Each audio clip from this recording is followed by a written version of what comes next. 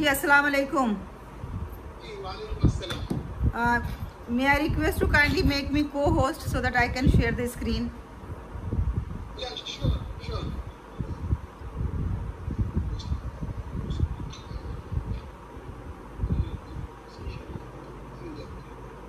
Just a minute.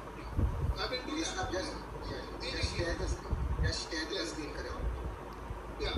Now you can share the screen, Ms. Halima. Okay. You are allowed to share.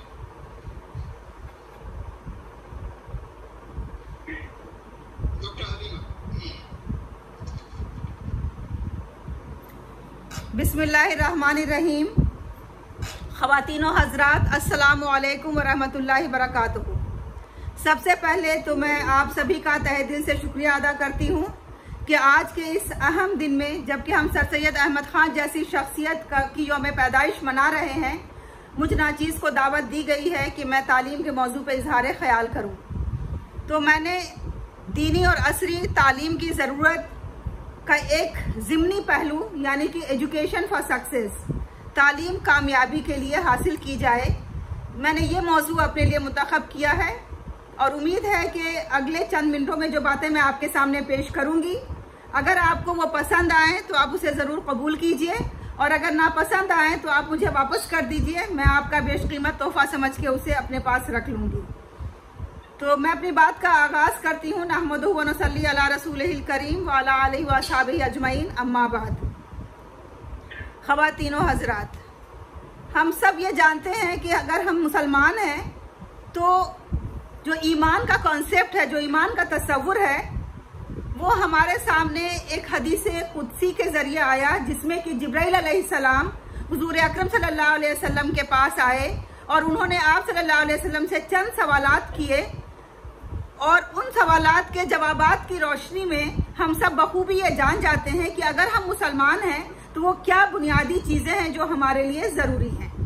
उसमें इस्लाम सबसे पहली चीज़ है, जिसका मतलब होता है कि submission to Allah, surrender to Allah, और फिर उसी के तकाजे के तहत 5 पिलर्स ऑफ इस्लाम को फॉलो करना होता है। उसके बाद ईमान है, जिसमें कि हमारे वो 6 आर्टिकल्स आते हैं जिसपे हमारा ईमान कामिल होना यकीनी होता है, जो हमारे ईमान मुफस्सल में तफसील से बयान किया गया है। उसके बाद जो आता है एहसान, इस एहसान के पहलू को आमतौर पर नजरअंदाज कर दिया गया है। तो ये एहसान का पहलू ये है कि हम इस दुनिया में खालिके कायनात के मर्जी के मुताबिक किस तरह से जिंदा रहें और दूसरों को जिंदा रहने की तरगीब दें। हम किस तरह से दूसरों को नेक काम करने पे उकसाएं और खुद भी पहले उन नेक कामों पे अमल करें, और हम अच्छी चीजें दूसरों को फायदा पहुंचाने के लिए क्यों कर सकते हैं। तो ये है एहसान। सबसे पहले मैं मुबारकबाद देती हूँ अनीस साहब की जो NGO है उसको, कि उन्होंने एक एहसान का अमल किया है आज ये महफिल ऑर्गेनाइज करके, क्योंकि इस तरह की महफिलें ही एहसान के कैटेगरी में आती हैं। ये भी एक एहसान का तरीका है कि हम अच्छी बातों को फैलाने के लिए, अच्छी बातों को बताने के लिए, अच्छी बातों से लोगों को रोशनास कराने के लिए इस तरह के प्रोग्राम्स का इनाकात करें और हम ये कोशिश करें कि जब हम कोई चीज़ बार बार सुनते हैं तो खुद ब खुद दिल हमारा उसकी तरफ माइल होता है और हम उस पर अमल पैरा भी होते हैं। उसके बाद अब मैं बात करती हूँ तालीम की। देखिए, कुरान में साफ साफ तालीम का जहाँ पे जिक्र आया है, यानी इल्म का जहाँ पे जिक्र आया है, ऐन लाम मीम का, तो सबसे पहले जब आदम की तख्लीक हुई है वहीं पे इसका जिक्र आया है। जब अल्लाह ताला ने हज़रत आदम अलैहिस्सलाम को मिट्टी से बनाया तो जो सबसे पहली चीज उन्हें डिस्टिंग्विश करने के लिए दी, उन्हें मुमताज करने के लिए दी, वो चीज थी कि उन्हें कुछ चीजों के नाम बता दिए, जिन चीजों के नाम उन्होंने फरिश्तों तक को नहीं बताया था। फिर जब अल्लाह ने फरिश्तों से कहा कि आप आदम को सजदा करो, तो फरिश्तों ने आदम के सामने सजदा किया और वहीं पे इब्लीस ने उससे इनकार किया। तो उसकी जो बुनियादी वजह अल्लाह ने आदम अलैहिस्सलाम से कहा कि आप इन चीज़ों के नाम बताइए, तो आदम अलैहिस्सलाम ने उन चीज़ों के नाम बता दिए, जबकि और दूसरी मखलूक़ात उन चीज़ों के नाम नहीं बता पाए। तो इससे साफ जाहिर है कि जो हमारे तख्लीक का मकसद है, जिस मकसद के लिए हमें पैदा किया गया है, जिस लिए आदम को बनाया गया है, वो साफ साफ ये है कि हमें इल्म दिया गया है, हमें नॉलेज दी गई है और उस इल्म और नॉलेज की रोशनी में हमें इस दुनिया में अल्लाह के कानून को नाफिज करना है या अल्लाह की फरमाबरदारी करते हुए अपनी जिंदगी गुजारनी है और दूसरों को भी इसकी तलकीन करती है। तो अगर हम ये बुनियादी चीज यानी कि इल्म रखना, नॉलेज रखना, इंफॉर्मेशन रखना, जानकारी रखना, अगर हम इससे बेबहरा हैं या फिर हम इससे दूसरों को बेबहरा रखते हैं, उनको ये हासिल करने नहीं देते हैं, इसका मतलब कि हम इंसान को, आदमी को उसका जो बेसिक मकसद है पैदा होने का, उससे डिप्राइव करते हैं, उससे हम उसे रोक देते हैं, जो कि सरासर इस्लाम के मनाफी है। ये आयत करीमा आप सबको मालूम ही है, जो पहली आयत नाजिल हुई थी, इक़रा बिस्मि रब्बिकल लज़ी खलक़, ये तो बार बार आपके सामने आई होगी। इसमें साफ साफ ये कहा गया है कि हुजूर अकरम सल्लल्लाहु अलैहि वसल्लम को कि पढ़ो अल्लाह के नाम से। इसका मतलब जो है कि जब पहली वही नाजिल होती है तो पहली वही ये नहीं कहती है कि ए नबी अल्लाह के लिए नमाज पढ़ो, ए नबी अल्लाह के लिए रोजा रखो, ए नबी अल्लाह के लिए वजू करो, ए नबी अल्लाह के लिए ये करो। सबसे पहला कहा गया है कि तुम अल्लाह के नाम से पढ़ो। यानी इससे हम समझ सकते हैं कि पढ़ने की और लिखने की, क्योंकि उसी आयत में आगे, उसी सूरा में आगे लिखने की भी बात कही गई है। तो इसका साफ साफ मतलब यह है कि जो फर्स्ट चीज इस्लाम हमसे तकाजा करता है वो ये है कि हमें लिखना और पढ़ने की तरगीब देता है। कुरान में आया है कि क्या वो लोग जो इल्म रखते हैं और वो लोग जो इल्म नहीं रखते बराबर हो सकते हैं? ये एक सवालिया जुमला है। कहने का मतलब यह है कि वो लोग बराबर नहीं हो सकते हैं, जो इल्म रखते हैं और जो इल्म नहीं रखते हैं। इसका मतलब कि अनपढ़, जाहिल और आलिम दोनों में बराबरी कभी हो ही नहीं सकती है। तो मैंने आपके सामने ये 3 आयतें करीमा पेश की, जिसकी रोशनी में हम सब अच्छी तरह ये समझ सकते हैं कि इल्म की क्या अहमियत है और इल्म की क्या फजीलत है इस्लाम में। अगर हम हदीस की अब बात करें तो हुजूर अकरम सल्लल्लाहु अलैहि वसल्लम ने साफ साफ ये फरमाया है, इब्ने माजा की हदीस है कि इल्म हासिल करना हर मुसलमान पर फर्ज है। देखिए ये कहा गया ड्यूटी है हर एक की, ये उसके लिए फर्ज करार दिया गया है। और इसी तरह से सूरह बकरा में अल्लाह ने कहा है कि अल्लाह जिसको चाहता है हिकमत अता करता है। हिकमत क्या है? नॉलेज का, यानी कि इल्म का जो फल है वो हिकमत है। अगर आप नॉलेज हासिल करते हैं तो आपके अंदर अल्लाह ताला हिकमत देता है, आपके अंदर अक्लमंदी देता है, विजडम देता है। तो अल्लाह देता है हिकमत जिसको चाहता है, और जिसको हिकमत दे दी गई समझ लो उसे बहुत बड़ी भलाई दे दी गई है। और इस बात को सिर्फ अक्लमंद लोग ही याद रखते हैं और वो इस बात की याद दहानी करते हैं। अब देखिए हुजूर अकरम सल्लल्लाहु अलैहि वसल्लम ने कहा है कि जब पहली वो हुई थी, पहली जंग हुई थी, बैटल ऑफ बद्र जिसको कहते हैं, उसमें कैदी आए थे हुजूर अकरम सल्लल्लाहु अलैहि वसल्लम के पास। तो उन कैदियों को छुड़ाने के लिए ये बात हुई कि किस तरह हम इनको छुड़ाएं। उसमें यह तय हुआ कि जो पढ़े लिखे हैं, यानी कि वो काफिर हैं, लेकिन अगर वो पढ़े लिखे हैं तो वो हमारे बच्चों को पढ़ना लिखना सिखा दें, हमारे लोगों को पढ़ना लिखना सिखा दें, और ये उनका पढ़ना लिखना सिखाना ही उनको कैद से रिहाई का एक जरिया बन जाएगा, यानी एक तरह से उनका फिदिया हो जाएगा। तो अब आप ये बताएं कि हुजूर अकरम सल्लल्लाहु अलैहि वसल्लम ने जो ये स्ट्रेटजी अपनाई कि काफिरों से कहा कि वो हमारे लोगों को लिखना पढ़ना सिखाएं, तो अब हम ये तसव्वुर कर सकते हैं कि वो किस तरह का इल्म हमारे लोगों को पढ़ना लिखना सिखा रहे होंगे। इसमें ज्यादा समझदार के लिए इशारा काफी है। इसी तरह से कुरान में बार बार इस बात का जिक्र आया है कि हम दुनिया पे गौर व फिक्र क्यों नहीं करते। हम दुनिया, बल्कि जो अरबिक लफ्ज है इल्म, जिसको हम अपनी जबान में, उर्दू जबान में तमाम उलूम पे उसको मुश्तमिल मानते हैं, तो जो उसका तर्जुमा किया जाता है इल्म का, वो साइंस से ही किया जाता है। मतलब इन दीगर अल्फाज में अगर हम कहें तो इल्म जो है वो साइंस ही है। और साइंस क्या है? साइंस है कि जो भी दुनिया में चीजें हैं उसकी हकीकत को जानना साइंस है। कोई जो भी चीज है उसकी तह में जाना, उसकी गहराई में जाना, उसकी खिलकत पे गौर करना, इसका बार बार हमें हुक्म दिया गया है कि हम ऐसा क्यों नहीं करते हैं। ये जो अल्लाह ताला की खिलकत है, अल्लाह ताला ने 7 आसमान बनाए हैं, जमीन बनाई है, अल्लाह ताला दिन निकालता है, रात लाता है, उसके बाद फिर दिन होती है, पेड़ पौधे निकलते हैं, बारिश होती है, मौत होती है, हयात होती है। ये तमाम चीजें क्या है? हमारे लिए पैदा की गई हैं ताकि हम सब उन पे गौर व फिक्र करें। अब आप ये बताएं कि जब हम दुनियावी इल्म की बात करते हैं तो क्या हम दुनियावी इल्म में सिखाते हैं बच्चों को? हम दुनियावी इल्म में सिखाते हैं साइंस, मैथमेटिक्स, कैसे कैलकुलेट करना है, हिस्ट्री, हमारी तारीख कैसे रह चुकी है, ज्योग्राफी, स्पोर्ट्स, आर्ट्स, इस तरह की चीजें हम सिखाते हैं। और क्या सिखाते हैं? तो यहाँ जो कुरान की आयत करीमा है जो हमें गौर व फिक्र करने की दावत दे रही है, वो भी तो हमें यही दावत दे रही है कि आप इस कायनात पे गौर करो, इस कायनात की चीजों के बारे में जानो, इस कायनात के जो असरार हैं उन्हें वाह करने की कोशिश करो, इस कायनात के रुमूज को समझने की कोशिश करो। यही कुरान हमें कहता है और वही हम असरी उलूम में सिखाते हैं। तो ये तो बात रही मेरी अब तक जो मैंने आपके सामने की है, वो बात है इल्म की। अब आइए, चूंकि मैंने लिया है कि एजुकेशन फॉर सक्सेस, ये मैंने अपने लिए मौजू लिया है। तो सक्सेस क्या है, सक्सेस की क्या डेफिनेशन है? देखिए, सक्सेस की डेफिनेशन एक बहुत सब्जेक्टिव है, लेकिन एज ए मुसलमान हमें लगता है कि हम सबके लिए ये सब्जेक्टिव मैटर नहीं है। हम सबको ये मालूम है कि हमारी असल कामयाबी कौन सी कामयाबी है। हमारे लिए अल्लाह ताला ने कामयाबी का जो मेयार रखा है, जो कुरान और हदीस की रोशनी में साबित है, वो मेयार यही है कि हमें पैदा ही किया गया है ताकि हम इस दुनिया में अल्लाह की मर्जी के मुताबिक जिंदगी गुजारें, उसकी इबादत करें, और मरने के बाद चूंकि वो हमसे खुश होगा अगर हम ऐसा करेंगे तो हमें जन्नत देगा। यही है हमारी असल कामयाबी। हमारी असल कामयाबी यही है कि इस दुनिया में हम अल्लाह की इबादत करते हुए जिंदगी गुजारें और फिर उसके बदले में हम मरने के बाद जन्नत पाएं। इबादत करते हुए गुजारने का मतलब ये है कि इबादत हर उस अमल को कहते हैं जो खालिसतन अल्लाह की रजा के लिए की जाए। अगर हम इस वक्त आपके सामने तकरीर कर रहे हैं और मेरा मकसद ये है कि अल्लाह ताला मेरी जबान से कुछ ऐसे अल्फाज निकाल दे जो किसी के दिल पे असर कर जाए, तो यकीनन ये भी एक इबादत है। हम किसी बीमार को देखने जाते हैं, हम किसी रिश्तेदार के यहाँ मिलने जाते हैं, और अगर हमारी नीयत ये है कि अल्लाह ताला तू हमारे इस मिलने को कबूल फरमा, तो ये भी एक इबादत है। तो हमें दुनिया में जिंदगी इस तरह गुजारनी है कि बगैर अल्लाह की नाफरमानी किए हुए दुनिया की तमाम नेमतों से बहरामंद हो। इसके बदले में अल्लाह ताला हमें इंशाअल्लाह मरने के बाद जन्नतुल फिरदौस अता करेगा। वही है हमारी असल कामयाबी। अब अगर हमने इस दुनिया में तो अपने आप को कसब पुर्सी के आलम में रखा, हमने इस दुनिया की बेहतरीन चीजें हासिल करने की कोशिश नहीं की, हमने इस दुनिया में अपने आप को सबसे अलग थलग कर लिया, हमने अपने आप को इस दुनिया में ऐसे रख लिया जैसे हम एक अजनबी की तरह जिंदगी गुजार रहे हैं, तो फिर हमारी ये दुआ जो हम 5 वक्त नमाज में मांगते हैं, उसका क्या मफहूम रह गया, क्या मतलब रह गया?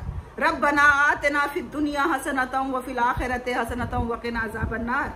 दिन में 5 बार हम ये मांगते हैं कि ऐ अल्लाह, हमें इस दुनिया की जो बेहतरीन चीजें हैं वो अता कर, और हमें हेयर आफ्टर यानी मरने के बाद की जो बेहतरीन चीजें हैं वो अता कर, और हमें जहन्नम के अजाब से बचा। तो अगर हम इस दुनिया की बेहतरीन चीजें हासिल करने के लिए कोशिशें नहीं करते हैं, और हमें मालूम है कि इस दुनिया की बेहतरीन चीजें हासिल करने के लिए आज हमें असरी उलूम के साथ साथ चलना होगा, असरी उलूम से अपने आप को लेस करना होगा, और उसके साथ ही हमें दीनी उलूम को इसलिए हासिल करना होगा कि हम दीनी उलूम पे अमल पैरा होकर के ही अपने फाइनल डेस्टिनेशन को पहुंच सकते हैं। तो फिर यकीनन वही हमारी असल कामयाबी है। जब हम दुनिया और दीन दोनों के हुसूल में लगे होते हैं, वही हमारी असल कामयाबी होती है। अब देखिए, मैंने अभी आपके सामने एक आर्ग्यूमेंट रखा कि हमारा जो फाइनल डेस्टिनेशन है, जो हमारी कामयाबी का फाइनल पैरामीटर है, वो है पैराडाइज यानी जन्नत में जाना। यहाँ जो हदीस आपके सामने मैंने पेश की है, वो हदीस साफ साफ ये कहती है कि जो कोई इल्म की तलाश में निकलता है, जो कोई इल्म हासिल करने के लिए बाहर जाता है, तो अल्लाह ताला उसका रास्ता जन्नत के लिए आसान कर देता है। अब इससे बड़ी और क्या सबूत चाहिए, इससे बड़ा हमारे पास क्या प्रूफ होना चाहिए कि अगर हम इल्म की तलाश में बाहर निकलते हैं तो गोया हम जन्नत के लिए अपने रास्ते को हमवार कर देते हैं। तो इल्म की तलाश में बाहर निकलना गोया कि अपने फाइनल डेस्टिनेशन यानी अपनी कामयाबी की फाइनल मंजिल पे पहुंचना है। यही इस हदीस करीमा के मुताबिक है। फिर अल्लाह सुब्हानहू तआला कुरान में कहता है कि Allah will raise up those of you who have ईमान and those of you who have knowledge. कि अल्लाह ताला जन्नत में भी, आपको मालूम है ना कि कई कैटेगरीज हैं उनकी भी, जन्नत में भी कई दर्जे हैं, उसमें अल्लाह ताला हमारे मकाम को उठाएगा, हमारे दर्जे को उठाएगा। किसके दर्जे को उठाएगा? अगर हमारे अंदर ईमान है और अगर हमारे अंदर इल्म है तो अल्लाह ताला हमारे रैंक को ऊपर उठाएगा, हमारे दर्जे को ऊपर उठाएगा, हमें आला मकाम अता करेगा जन्नतुल फिरदौस में भी, अगर हम इल्म वाले हैं और अगर हम ईमान वाले हैं। देखिए, इल्म जो है वो सिर्फ जानकारी का नाम नहीं है। यहाँ मैं ये भी वाज़ेह कर दूं कि इल्म के अंदर 3 चीज़ें शामिल हैं।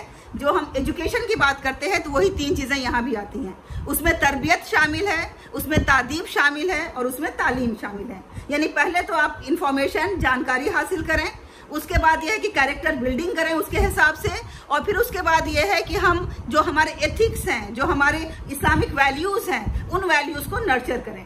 तो जब हम इल्म की बात करते हैं तो खुदा न खास्ता हम ये बात नहीं करते हैं कि अरे बहुत बड़ा आलिम हो गया है, बहुत सारी नॉलेज हासिल कर ली है और अमल बिल्कुल बेकार है। वो नहीं, क्योंकि वो तो फिर आलिम है ही नहीं, फिर तो वो पढ़ा लिखा इंसान है ही नहीं। क्योंकि पढ़े लिखे इंसान के लिए जरूरी है कि उसके अंदर ये 3 चीजें होनी चाहिए, तालीम, तादीब और तरबिया। अब अगर ये 3 चीजें हो गई किसी स्कॉलर के अंदर, किसी स्कॉलर का मतलब है जो इल्म हासिल करता है उसके अंदर, तो फिर देखिए अब इसके अलावा और क्या चाहिए हमें जिंदगी में। हमें अपनी जिंदगी को कामयाब करने के लिए और क्या चाहिए? अगर हम वैल्यू बेस्ड जिंदगी गुजार रहे हैं, हमारा कैरेक्टर स्ट्रांग है, हमें दुनिया के बारे में मालूमात है, हमारे पास नॉलेज है, तो फिर हमें जाहिर सी बात है कि अल्लाह ताला की हाँ कोई नहीं रोक सकता है हमें अच्छे दर्जात पाने से। तो ये 3 चीजें तालीम के साथ साथ होना अशद जरूरी है, इसके बगैर कोई फायदा नहीं है। तो लर्निंग, ऑब्जर्वेशन एंड साइंस, अगर हम ये 3 चीजों को अपने साथ लेके चलें कि हम जो कुछ भी सीखते हैं वो ऑब्जर्वेशन बेस्ड होना चाहिए एंड साइंटिफिक बेस्ड होना चाहिए, साइंटिफिक एटीट्यूड होना चाहिए हमारा। Learning through observation with scientific attitude, अगर ये 3 चीजें हमारे अंदर हैं तो फिर ये चाहे हम असली इल्म हासिल कर रहे हो या मॉडर्न इल्म हासिल कर रहे हो या दीनी कर रहे हो, दोनों में कोई तफरीक है ही नहीं। पहले तो ये डिवाइड करना ही अपने में बिल्कुल गलत और बेबुनियाद है, और जिसने इसका डिवाइड शुरू किया है पहले तो उसी को सबसे पहले हमें पकड़ना चाहिए कि ये डिवाइड शुरू क्यों किया उन्होंने। तालीम का मतलब यह है कि दुनिया में जितने भी उलूम है सब हासिल करो। अगर हम मॉडर्न स्कूल में पढ़ते हैं तो थोड़ी कि हम इंजीनियरिंग और मेडिसिन और ये और वो सब पढ़ लेते हैं, नहीं पढ़ते हैं, कोई एक ब्रांच चुनते हैं, कोई एक खास शोबा चुनते हैं। उसी तरह से हमें जब हम दीनी इल्म को लेते हैं तो उसे सेग्रीगेट नहीं करना है, वो भी इसी इल्म का एक हिस्सा है। लेकिन ये कि जो स्कॉलर बनना चाहेंगे, जो उलमा बनना चाहेंगे, जो दीन के प्रीचर बनना चाहेंगे, वो जाहिर सी बात है उस एक शोबे को चुन लेंगे जिसमें कि वो एक्सेल करेंगे, जिसमें वो मास्टर्स होंगे। और बाकी जो लोग उस तरफ नहीं जाना चाहेंगे, जो लोग दुनिया के किसी और शोबे में जाना चाहेंगे, वो दूसरे उलूम को इख्तियार करेंगे। तो ये हमें हमेशा जहन में रखने की बहुत जरूरत है। अब देखिए ये है स्टेजेस ऑफ नॉलेज, जिसमें सबसे पहले सुनना आता है, फिर क्वाइटली उस पर गौर करना आता है, फिर उस पर ध्यान देना आता है, फिर उसे अपने दिमाग में स्टोर करना आता है, फिर उस पर प्रैक्टिस करना आता है, और फाइनली उसको फैलाना आता है। अगर ये तमाम चीजें एक पढ़ने वाला इंसान कर रहा है तो वो तालीम हासिल करने का सही मकसद और सही पैरामीटर को फॉलो कर रहा है। अब आखिर में मैं आप सबसे यही गुजारिश करती हूँ कि देखिए बराहे करम इस झगड़े में ना पड़े कि कौन सा इल्म दीनी है और कौन सा असरी है। कोई इल्म दीनी और असरी नहीं है, दुनिया के तमाम उलूम हासिल करना हमारे लिए फर्ज है।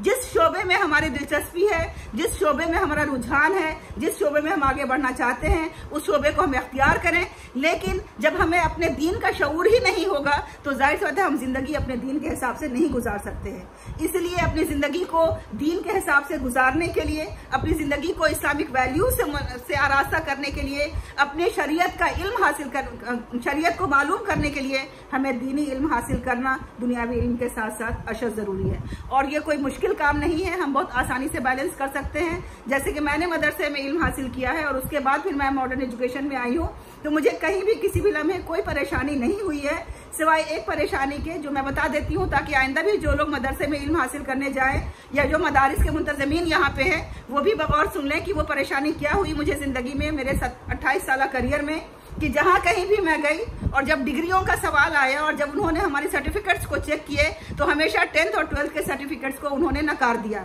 उन्होंने हमेशा 10th और 12th के सर्टिफिकेट को रिजेक्ट कर दिया। उन्होंने कहा इसको हम नहीं मानते हैं क्योंकि ये आपका एकेडमिक कोर्स नहीं है, ये आपका आलमियत और फजीलत है। तो मेरी ये दरख्वास्त है मदरसा वालों से, बहुत हम्बली गुजारिश है आप सबसे कि जब भी आप कोई बच्चा आपके मदरसे में आता है पढ़ने के लिए तो आप उसे जरूर दीन का इल्म दें। हमें मालूम है 8वीं तक बिल्कुल कॉमन इल्म दिया जाता है जिसमें दुनिया की भी तालीम होती है, दीन की भी होती है। लेकिन जब वो 10वीं के बराबर क्लास में पहुंचे तो बराहे करम आप उसे किसी भी सरकारी स्कूल से, किसी भी ओपन स्कूल से या किसी भी बोर्ड से 10th का एग्जाम जरूर दिला दें। उसके बाद जब वो 12th के बराबर अरबी चहारों में पहुंचे तो उसे 12th का एग्जाम जरूर दिला दें, ताकि ये जो परेशानी मुझे हर लम्हे हुई, जामिया मिलिया में जब मैं गई तो वहां भी हुई, फिर भी मैंने लड़ झगड़ के वहां कैसे कैसे करके एडमिशन लिया, डीयू में गई तो वहां भी हुई, फिर वहां मुझे वीसी से जाकर के मिलना पड़ा, फिर वहां मैंने वीसी से किस तरह बात की, फिर मैं दुबई गई तो वहां भी यही परेशानी आई। वहां भी उन्होंने 10th और 12th को, हालांकि इस्लामिक कंट्री है पर उन्होंने कहा कि नहीं ये एकेडमिक कोर्स नहीं है, आपकी डिग्री एकेडमिक नहीं है, तो वहां भी इसी तरह की परेशानी हुई। तो इन परेशानियों से अपने मदरसे के बच्चों को बचाने के लिए मेरी दरख्वास्त है कि इस तरफ ध्यान दें। इसके अलावा मदारिस के लोग जो कर रहे हैं वो बहुत ही अच्छा कर रहे हैं, लेकिन वहां भी सेग्रीगेट करने की जरूरत नहीं है कि ये दीनी इल्म है और बाकी इल्म तुम नहीं पढ़ोगे। अरे पढ़ाइए बच्चों को, उनका जो माइंड है वो तो देखिए 15, 16 साल, 18 साल के जो बच्चे होते हैं कितना शार्प माइंड होता है। आप जितना पढ़ाएंगे उतना उसके अंदर वो समो लेंगे, उसमें बहुत गुंजाइश होती है। तो ये ना सोचे कि मदरसे के बच्चों को हम असरी उलूम नहीं सिखा सकते, सिखा सकते हैं। जैसे हम अपने मॉडर्न स्कूलों में इस्लामी तालीम दे सकते हैं तो हमें दोनों को मिल बैठने की ज़रूरत है और एक ऐसा करिकुलम डेवलप करने की ज़रूरत है जिसमें हमें अपने बच्चों को दोनों पे बराबर इम्फेसिस देना है, ताकि बच्चे किसी भी पहलू से, ना तो इस दुनिया में ना उस दुनिया में, कहीं भी वो नाकामी का सामना ना करना पड़े उन्हें। मैं इन्हीं अल्फाज के साथ आप सबसे इजाज़त चाहती हूँ।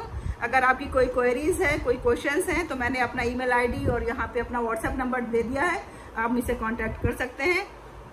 आइए हम सब अल्लाह से दुआ करें कि अल्लाह ताला जो सूरत हाल है हमारे मुल्क में, उसमें हमें इस्तकामत अता करे, हम सबको अक्लमंदी अता करे, विजडम अता करे, ताकि हम सब अपने बच्चों को एक ऐसा मुस्तकबिल दे सकें जिसमें वो दीन और दुनिया दोनों में कामयाबी से हमकिनार हो सके।